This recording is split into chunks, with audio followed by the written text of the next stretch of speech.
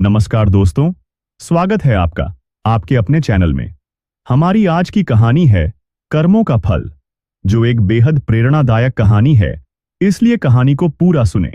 70 वर्षीय जयशंकर जी घर में अकेले थे। भूख से उनका हाल बेहाल हो रहा था। यूं तो वे थोड़ा बहुत खाना पकाना जानते थे, लेकिन कुछ पकाने के लिए रसोई घर में राशन भी तो होना चाहिए ना। क्या करें, कुछ समझ नहीं आ रहा था। आखिरकार उन्होंने अपने इकलौते बेटे राजीव को फोन लगा दिया। हेलो बेटा राजीव, कैसे हो तुम? और घर वापस कब आ रहे हो? तुमने तो कहा था कि 4-5 दिनों में ही लौट आओगे, लेकिन पूरा 1 सप्ताह बीत चुका है। तो दूसरी ओर से आवाज आई, अरे पिताजी, आप भी हद करते हैं। अब इंसान कहीं जाता है तो 4-5 दिन ऊपर नीचे तो हो ही जाते हैं। अभी हमारा आने का कोई प्लान नहीं है। इस रविवार को संध्या की छोटी बहन यानी कि मेरी साली की एंगेजमेंट है। अब हम लोग उसके बाद ही आ पाएंगे। कम से कम 1 सप्ताह तो लग ही जाएगा। यह सुनकर जयशंकर जी बोले, लेकिन बेटा, इतने दिन मैं यहां कैसे रहूंगा? जो राशन घर में पड़ा था अब तो वह भी खत्म हो चुका है। आज सुबह से मैंने कुछ नहीं खाया और पैसे भी कहां हैं मेरे पास, जो कुछ खरीद कर ले आता। बेटा, अब भूख बर्दाश्त से बाहर हो रही है। ऐसा लग रहा है जैसे मेरी जान ही निकल जाएगी। कहते कहते जयशंकर जी फफक कर रो पड़े। तो उनका बेटा राजीव बोला, कमाल करते हैं पिताजी आप भी। इतना सारा राशन रखकर आई थी आपकी बहू आपके लिए, इतनी जल्दी आपने वह सब खत्म कैसे कर दिया? तो जयशंकर जी हैरानी से बोले, अरे नहीं बेटा, मुश्किल से 4-5 दिन का ही राशन पड़ा था जो खत्म हो गया है। फिर राजीव बोला, अब जो कुछ भी हो, मेरा आना तो अभी संभव नहीं हो पाएगा। एंगेजमेंट के लिए अभी हमें शॉपिंग भी करनी है और पार्टी की सारी तैयारियां भी देखनी है। अब संध्या का भाई तो किसी काम से विदेश गया है, तो पापा जी के साथ मिलकर सारा इंतजाम मुझे ही तो देखना होगा। अभी तो आप करियाने वाले से राशन का सामान उधार लेकर काम चला लीजिए। जब मैं आऊंगा तो उसका हिसाब कर दूंगा। जयशंकर जी कुछ कहने ही लगे थे कि तभी उन्हें फोन में से आवाज सुनाई पड़ी, राजीव कहां रह गए तुम? तो राजीव बोला, हाँ, अभी आया। अच्छा पिताजी, बहुत काम है मुझे, मैं फोन रखता हूं। राजीव ने फोन काट दिया था, लेकिन उसने जो कुछ भी कहा उस पर जयशंकर जी को अभी तक यकीन नहीं हो रहा था।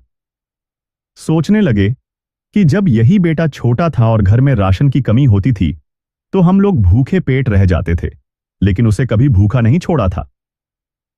आज वही बेटा 5 दिन का राशन घर में रखकर अपने पिता को अकेले छोड़कर चला गया है और वहां अपने सास ससुर की चमचागिरी कर रहा है। कैसे इतनी बदल जाती है औलाद, कि मां बाप का दर्द भी दिखाई नहीं देता। सोच सोचकर ही जयशंकर जी की आंखों से आंसू बह रहे थे, लेकिन पेट की भूख जीने भी कहां दे रही थी। आखिरकार पास की राशन की दुकान पर गए और हिचकिचाते हुए कुछ राशन उधार देने को कहा, लेकिन राशन वाले ने उधार देने से साफ साफ मना कर दिया। शर्मिंदा होकर जयशंकर जी वापस अपने घर लौट आए, लेकिन अब करें क्या, यह उन्हें समझ नहीं आ रहा था। बैठे बैठे उन्हें कुछ ख्याल आया और वह जल्दी से घर को ताला लगाकर घर के पास वाले मंदिर में चले गए। देखा तो मंदिर में प्रसाद वितरित किया जा रहा था।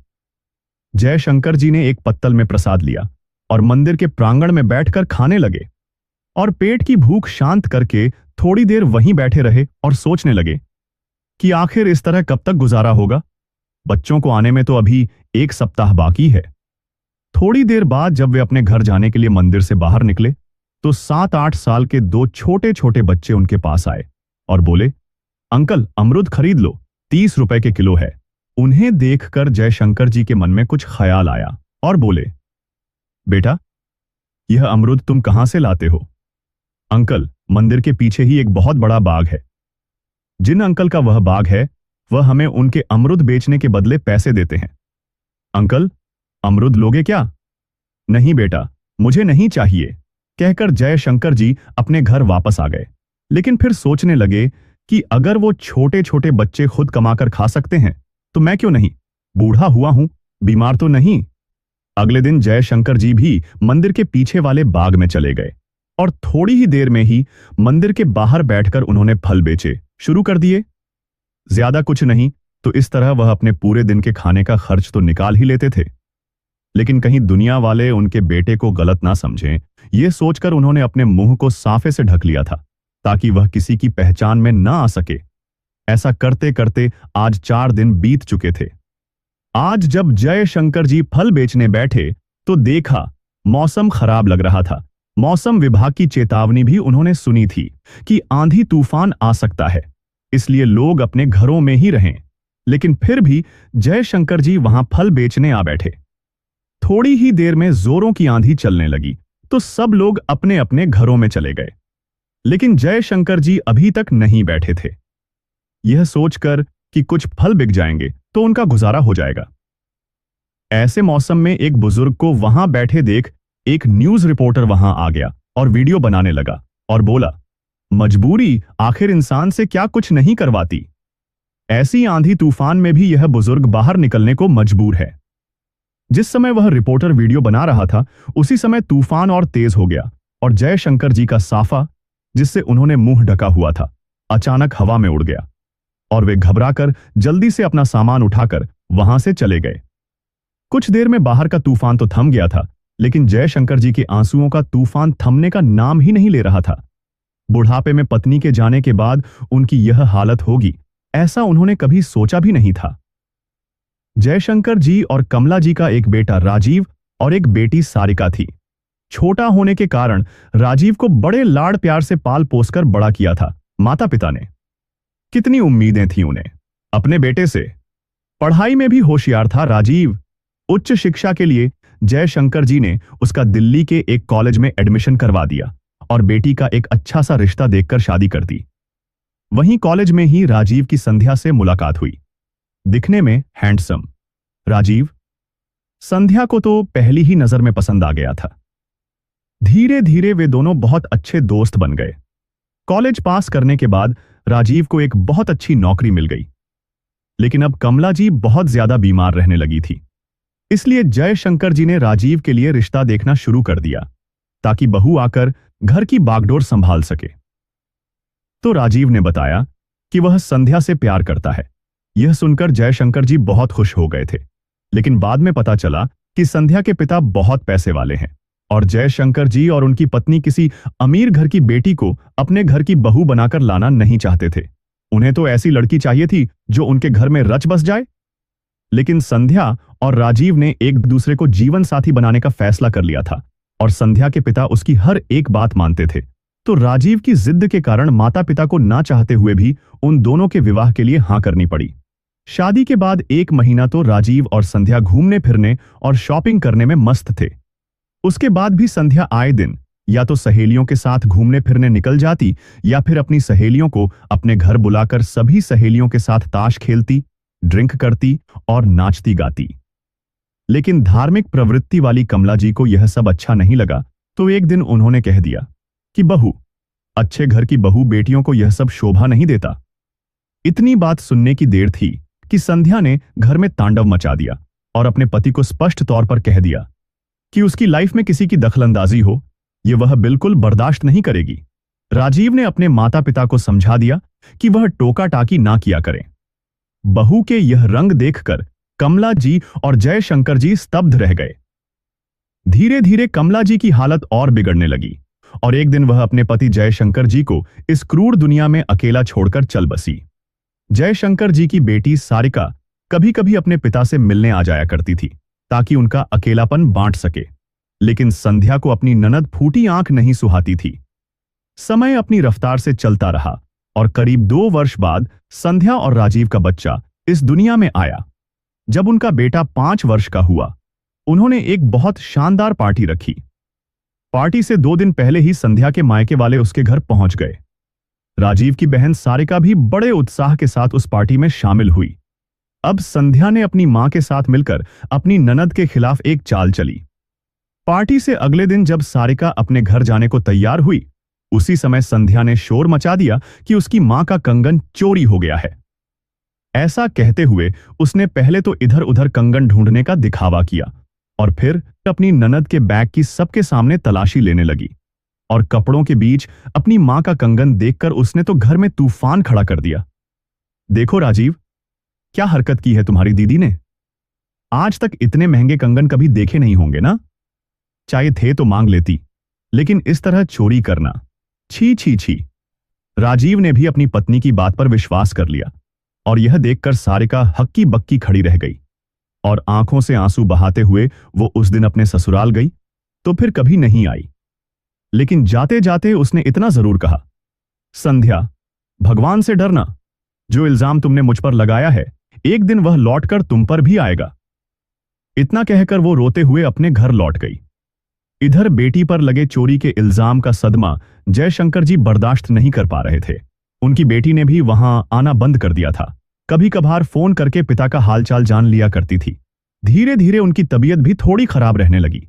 एक दिन संध्या के पास उसके मम्मी पापा का फोन आया और बोले, संध्या बेटी, तुम्हारी छोटी बहन के लिए रिश्ते की बात चल रही है। हमें तो सब कुछ ठीक ही लग रहा है, एक बार तुम लोग भी आकर देख लो।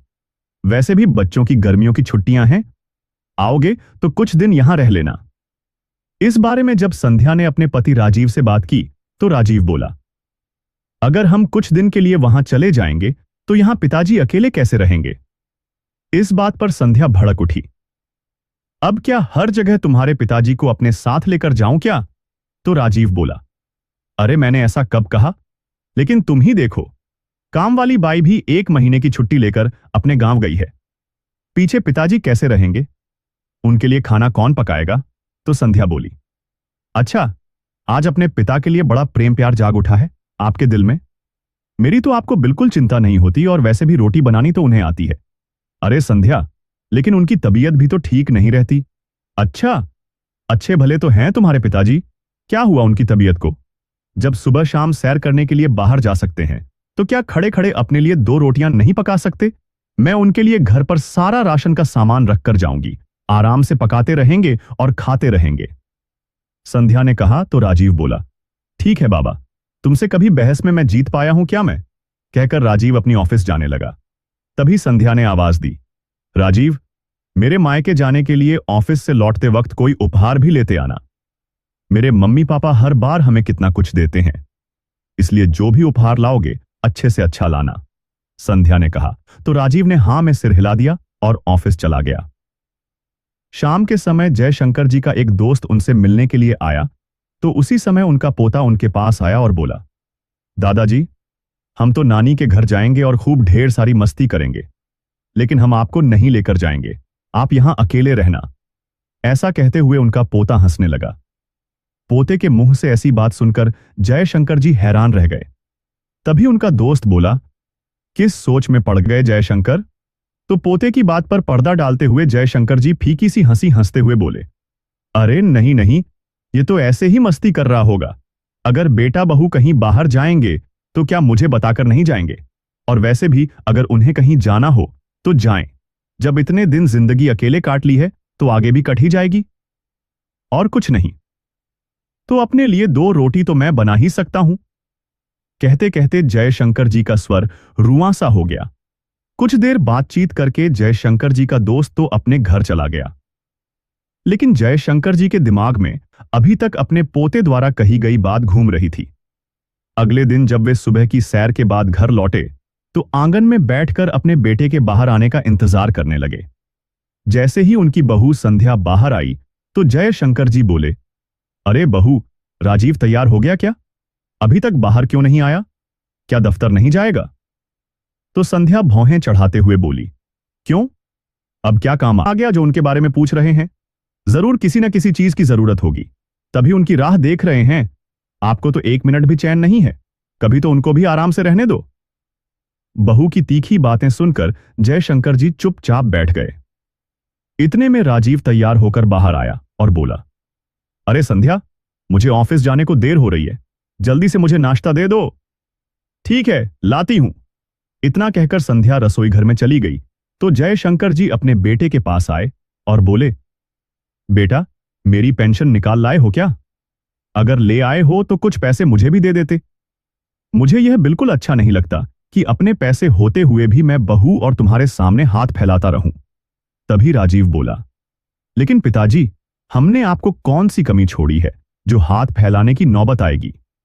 आपकी हर जरूरत को तो हम पूरा करते हैं, और वैसे भी अपनी तनख्वाह और आपकी पेंशन के पैसे मैं संध्या के हाथ मिलाकर रख देता हूं। जब घर उसे चलाना है तो पैसे भी उसके हाथ में ही होने चाहिए। फिर भी अगर आपको कुछ पैसे चाहिए तो आप उससे मांग सकते हैं।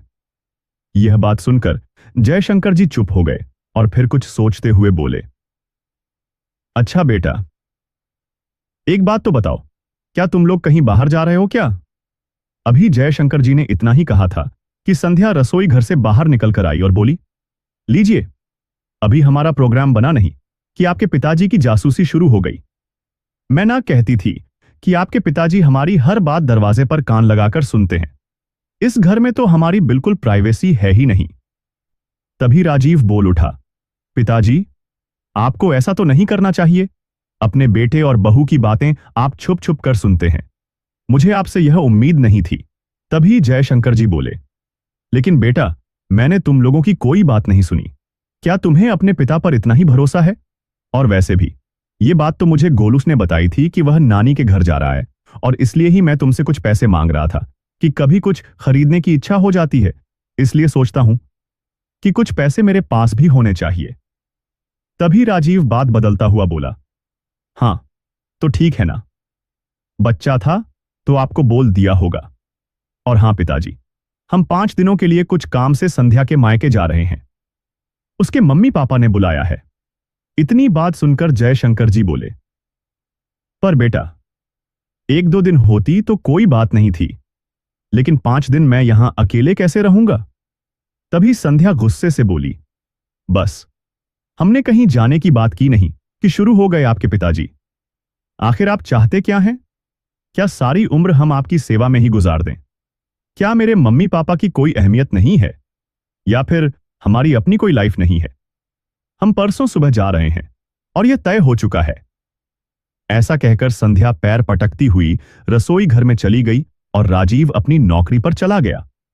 नाश्ता निपटाने के बाद संध्या ने हमेशा की तरह जयशंकर जी से घर की झाड़ पोंछ करवाई और फिर सब्जी काटने के लिए दे दी, और उसके बाद शॉपिंग करने के लिए बाजार चली गई। जिस दिन वे लोग निकलने लगे तो संध्या जयशंकर जी के पास आई और बोली, पिताजी, यह लीजिए 2000 रुपए अपने पास रखिए। यह देखकर जयशंकर जी को मन ही मन खुशी हुई कि चलो, बहू को मेरी इतनी तो चिंता है। फिर औपचारिकता निभाते हुए बोले, नहीं नहीं, मुझे इतने पैसों की क्या जरूरत है? तो संध्या बोली, अरे, ये पैसे मैं आपको घूमने फिरने या फालतू की चीजों पर खर्च करने के लिए नहीं दे रही हूं।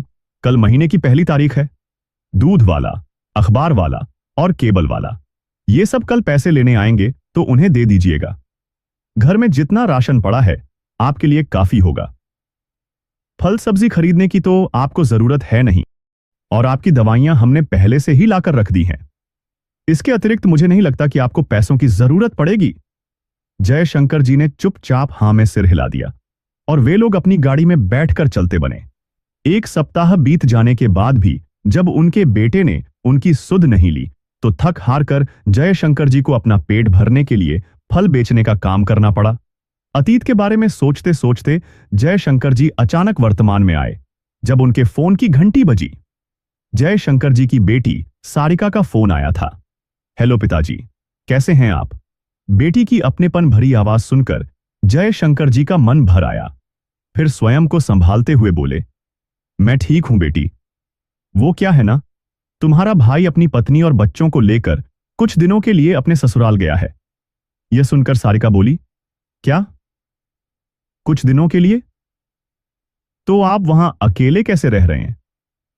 खाना कैसे खाते हैं?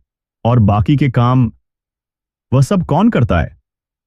तो जयशंकर जी रूंधे स्वर में बोले, अरे बेटा, तुझे मेरी चिंता करने की जरूरत नहीं है। तेरी मां के जाने के बाद मैं रोटी पकाना, बर्तन साफ करना और साफ सफाई करना सब कुछ सीख गया हूं। फिर अपने लिए 2 रोटियां बनाने में क्या हर्ज है? यह बात सुनते ही सारिका की आंखों से आंसू बह निकले। उसके पिता, जिन्हें कभी 1 गिलास पानी के लिए भी कभी रसोई में जाने की जरूरत नहीं पड़ी थी, वह आज मां की अनुपस्थिति में घर का एक एक काम स्वयं करते हैं। इसके बाद वह कुछ बोल ना सकी और उसने फोन रख दिया। अगली सुबह जब जयशंकर जी अपने लिए नाश्ता बना रहे थे, उसी समय दरवाजे पर दस्तक हुई। इतनी सुबह सुबह कौन होगा? बच्चे तो घर पर हैं नहीं, और मुझसे मिलने तो कौन आएगा? सोचते हुए जयशंकर जी बाहर आए, लेकिन जैसे ही उन्होंने दरवाजा खोला तो अपने सामने अपनी बेटी सारिका को देखकर वह हैरान रह गए। इतने समय बाद अपनी बेटी से मिलकर उनकी आंखें भर आईं। अरे बेटी सारिका! तभी सारिका के बच्चे भी नानू नानू कहते हुए उनकी टांगों से लिपट गए। जयशंकर जी ने उन्हें अपनी बाहों में भर लिया और फिर प्यार से सहलाते हुए उनका माथा चूमते हुए बोले, आओ ना बच्चों, अंदर आ जाओ। कितने सालों बाद तुम्हें सामने से देखा है, वरना आज तक तो तुमसे वीडियो कॉल पर ही बात होती आई थी। कहते हुए वे रुआंसे हो गए। तभी सारिका बोली, मैं भी क्या करूं पिताजी, जिस घर में मेरी इज्जत नहीं वहां मैं कैसे आ जाती। भाभी ने जो कुछ भी मेरे साथ किया था वह अपमान मैं आज तक भूल नहीं पाई हूं, इसलिए चाहते हुए भी अपने मायके की चौखट पर पैर ना रख सकी। लेकिन आपको मैं अकेले कैसे छोड़ सकती थी। तभी उनका दामाद बोला, पिताजी, क्या हम लोग इतने पराये हो गए थे कि आपने हमें कुछ बताना भी जरूरी नहीं समझा। बेटी। दामाद से अपनापन पाकर जयशंकर जी की आंखें भीग गईं और फिर बोले, अच्छा किया बेटा, जो तुम लोग यहां आ गए। बेटियों से ही तो घर रोशन होता है। लेकिन तुम्हारी भाभी यह सब बातें नहीं समझेगी। अभी यह बातें चल ही रही थीं कि सारिका के बच्चे बोल उठे, मम्मी बहुत भूख लगी है, खाना दो ना। तो जयशंकर जी बोले, मैं अभी कुछ लेकर आता हूं। इतना कहकर वे रसोई घर में चले गए और इधर उधर कुछ ढूंढने लगे, लेकिन उन्हें वहां कुछ नहीं मिला, क्योंकि संध्या तो पहले ही बिस्किट, मठरी और बाकी के स्नैक्स अलमारी में रखकर ताला लगाकर गई थी। उसी समय सारिका भी रसोई घर में आ गई और बोली, आप परेशान मत होइए पिताजी, मुझे बताइए, मैं मदद कर देती हूं। इतनी बात सुनते ही जयशंकर जी उदासी भरे स्वर में बोले, क्या बताऊं बेटी, खुद के पेंशन के पैसे होते हुए भी अपने ही घर में मैं भिखारी बन बैठा हूं। समझ नहीं आता बच्चों को क्या खिलाऊं। कहते हुए उनकी आंखों से आंसू बहने लगे। फिर सारिका बोली, अरे इतनी छोटी सी बात, इसमें परेशान होने वाली क्या बात है। आपकी यह परेशानी मैं मिनट में हल कर देती हूं।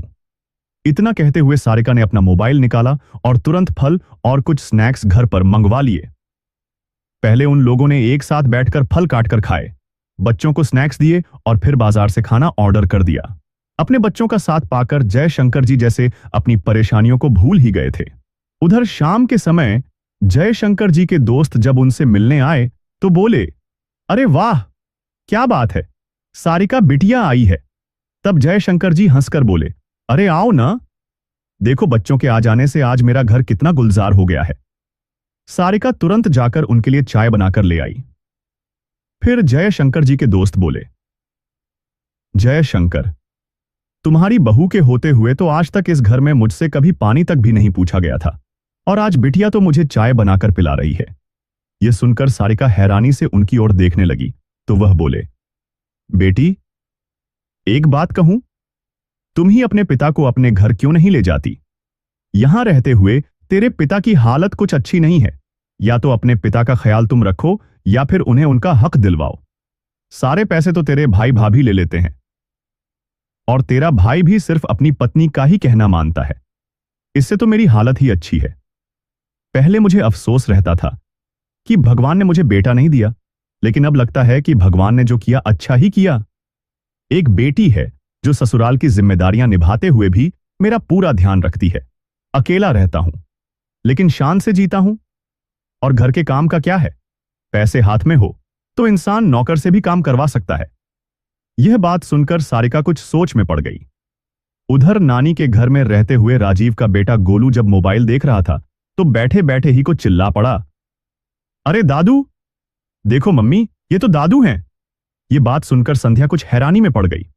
तभी गोलू फिर से बोला, मम्मी, मैंने अभी मोबाइल में दादू को देखा। तो संध्या बोली, अच्छा, दिखा तो, कहां देखा। तो गोलू ने मोबाइल में एक वीडियो लगा दी। ये वही वीडियो थी जो कि आंधी तूफान के समय उस लोकल न्यूज रिपोर्टर ने बनाई थी, जिसमें जयशंकर जी फल बेचते हुए नजर आ रहे थे। वीडियो पर कैप्शन लगा था, आखिर मजबूरी इंसान से क्या कुछ नहीं करवाती, पेट की भूख उम्र नहीं देखती। वह वीडियो देखकर तो संध्या के होश ही उड़ गए, और फिर संध्या ने अपने पति राजीव को वह वीडियो दिखाई और बोली, यह देखिए, यह गुल खिला रहे हैं आपके पिताजी, हमारी पीठ पीछे। पूरे जग में हमारी बदनामी करने पर तुले हुए हैं। क्या कमी छोड़ी थी आखिर हम लोगों ने? राजीव को अपनी आंखों पर यकीन नहीं हो रहा था और बोला, नहीं, ये मेरे पिताजी नहीं हो सकते। ठीक है, अभी पता लग जाएगा। मैं अभी आपके पिताजी को फोन करके पूछती हूं। ऐसा कहते हुए संध्या ने जयशंकर जी को फोन लगाया। पिताजी, ये क्या तमाशा लगा रखा है आपने? क्यों पूरे शहर में हमारी बदनामी करवा रहे हैं? लेकिन क्या हुआ बहू? मैंने ऐसा क्या कर दिया? अच्छा, अब अनजान तो ऐसे बन रहे हैं जैसे कुछ हुआ ही नहीं। हम लोगों ने आपकी वीडियो देख ली है। तमाशा बनाकर रख दिया है आपने हमारा। यह सुनते ही जयशंकर जी सकपका गए। तभी संध्या बोली, आपसे तो मैं आकर बात करती हूं। हमारे आने से पहले घर की पूरी साफ सफाई रखिएगा। अभी संध्या ये सब बोल ही रही थी कि तभी सारिका के दोनों बच्चों ने शोर मचा दिया। ये पीछे से शोर कैसा हो रहा है? घर पर कोई आया है क्या? या अपने ही किसी को फोन करके बुला लिया है? बताते क्यों नहीं? कहते हुए सारिका की भौहें तन गई। तभी जयशंकर जी हड़बड़ाते हुए बोले, वह बहू, वो बात यह है कि... अरे, ठीक से बताते क्यों नहीं? वो क्या कर रहे हैं? तभी सारिका आगे आई और बोली, मुझे फोन दीजिए पिताजी, मैं बात करती हूं। क्या हुआ भाभी? मैं अपने पिताजी से मिलने के लिए अपने मायके आ गई, तो इसमें कौन सी बड़ी बात हो गई? तो संध्या बोली, अच्छा, पहले तो हम सबके रहते हुए हमारे घर से चोरी की थी तुमने, और अब हमारी पीठ पीछे हमारे घर को लूटने के लिए आ गई हो। किसने बुलाया था तुम्हें? जब इतने सालों से नाराज होकर बैठी हो, तो फिर आज मेरे घर कैसे आ गई? तो सारिका बोली, अरे, आपका घर क्यों? यह घर मेरा नहीं है। अगर मैं नाराज हो भी गई थी तो सिर्फ आपसे ही हुई थी, अपने पिताजी से नहीं। और वैसे भी आप अपने मायके गई हो तो वहां शांति से रहो। यहां बार बार फोन करने की जरूरत नहीं है। सारिका ने कहा तो संध्या भड़कते हुए बोली, फोन तो अब मैं पुलिस को लगाऊंगी। पिछली बार तो मैं तुम्हें यूं ही छोड़ दिया था, लेकिन अब तो मैं पुलिस कंप्लेंट करके रहूंगी। तो सारिका बोली, अच्छा, जो तुमसे बन पड़े वह कर लो। ऐसा कहकर सारिका ने फोन रख दिया। यह सुनकर जयशंकर जी का डर के मारे बुरा हाल हो गया और कांपते हुए बोले, बेटी, ये तूने क्या कर दिया? तेरे भाई भाभी तो यहां आकर हंगामा खड़ा कर देंगे। तो सारिका बोली, अरे पिताजी, इसमें डरने वाली क्या बात है? यह घर आपका है और आपके नाम पर है। क्या यह बात आप भूल गए हैं? अब इस बात का फैसला आपको खुद ही करना होगा कि आप अपना बुढ़ापा कैसे बिताना चाहते हैं। खुद के पैसे होते हुए भी आप अपने बेटे बहू के सामने हाथ फैलाना चाहते हैं, या अपनी बची जिंदगी पूरी शान के साथ बिताना चाहते हैं? बेटी की बातें सुनकर जयशंकर जी सोचने पर मजबूर हो गए। फिर उन्होंने अपने मित्र के साथ मिलकर एक वकील को अपने घर बुलाया और उसके साथ बैठकर पूरे मामले पर विचार विमर्श किया। उधर जब संध्या ने अपने पति राजीव को फोन पर हुई सारी बात बताई, तो वे दोनों अपने बेटे को लेकर आनन फानन में अगले दिन ही घर वापस पहुंच गए। आते ही संध्या अपनी ननद पर बरस पड़ी, तुम्हारी हिम्मत कैसे हुई मेरे साथ इतनी बदतमीजी से बात करने की? निकल जाओ मेरे घर से बाहर। तभी राजीव भी उसकी हां में हां मिलता हुआ बोला, अभी के अभी अपना सामान उठाओ और अपने बच्चों को लेकर अपने घर चलती बनो। तभी सारिका मुस्कुराते हुए बोली, मुझे तो लगा था कि भाभी तो पराई है, कम से कम आप तो पिताजी की तकलीफों को समझोगे, लेकिन आपने तो उसे भी पीछे छोड़ दिया। और जहां तक रही यहां से निकलने की बात, तो यह घर मेरा भी है, मेरी भी इस घर में हिस्सेदारी है। वह बात अलग है कि मैंने आज तक कभी अपना हिस्सा नहीं मांगा। यह सुनकर संध्या गुस्से में आ गई और जैसे ही अपनी ननद पर हाथ उठाने लगी, तभी जयशंकर जी बोले, खबरदार बहू, जो एक कदम भी मेरी बेटी की ओर बढ़ाया तो मुझसे बुरा कोई नहीं होगा। तो संध्या बोली, अच्छा, आज इतनी हिम्मत आ गई?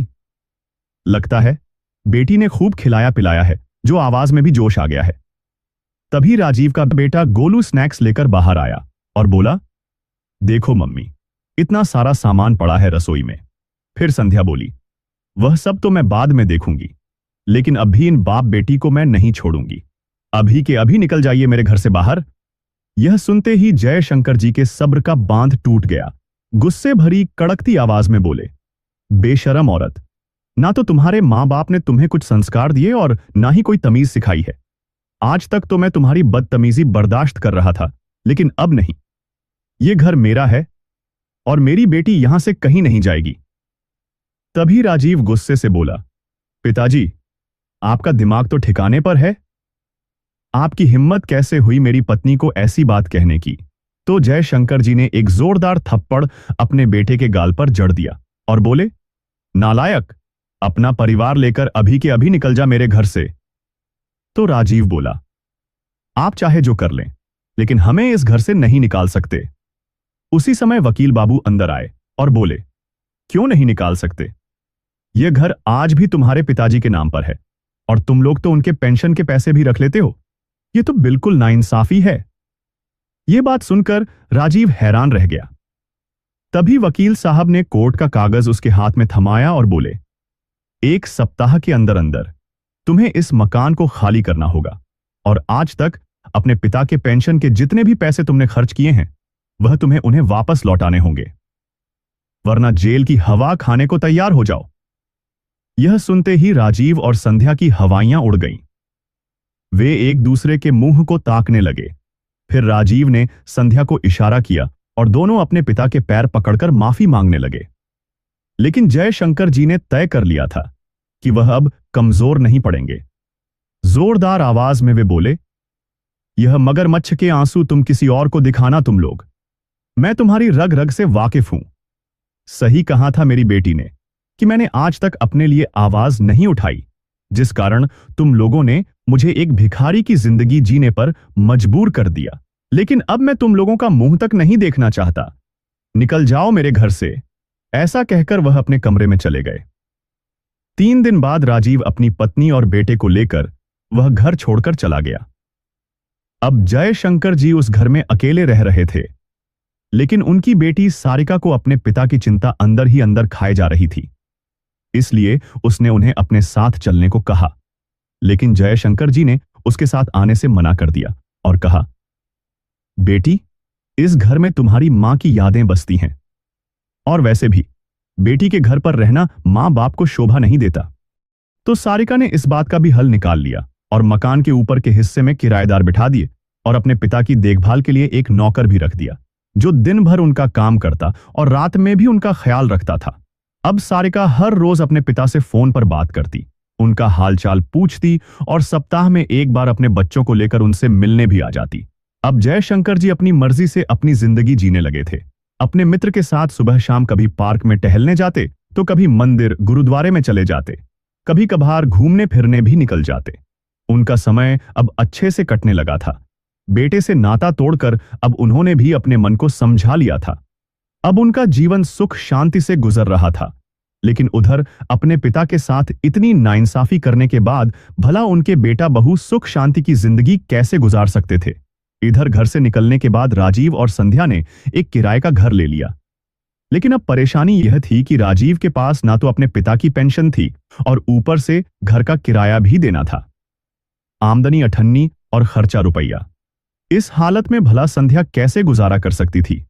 अब उन दोनों की आए दिन लड़ाई होने लगे और एक दिन अपने पति से लड़कर संध्या अपने बेटे गोलू को लेकर अपने मायके चली गई। हर बार की तरह इस बार भी संध्या की भाभी ने उसकी खूब आवभगत की।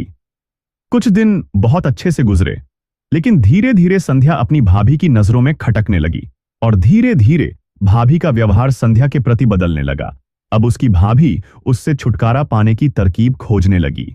इसी दौरान उसके माता पिता का 4 धाम की यात्रा पर जाने का प्रोग्राम बन गया और संध्या की भाभी तो जैसे इसी मौके की तलाश में थी।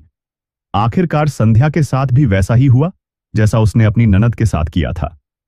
एक दिन उसकी भाभी यहां वहां देखते हुए बोली, मेरी सोने की चेन कहीं नहीं मिल रही। बहुत महंगी चेन थी। उन लोगों ने सब जगह खोज लिया, लेकिन कहीं कुछ नहीं मिला। फिर संध्या की भाभी ने सबके सामने संध्या की अलमारी खोली और उसके कपड़े निकालकर खोजबीन करने लगी। यह देखकर संध्या गुस्से में आ गई और बोली, यह क्या कर रही हो भाभी? क्या आपको मुझ पर विश्वास नहीं है? तभी अचानक कपड़ों में से उसकी भाभी की चेन निकल आई। यह देखकर तो संध्या के होश ही उड़ गए। उसने अपने भाई की तरफ उम्मीद भरी निगाह से देखा।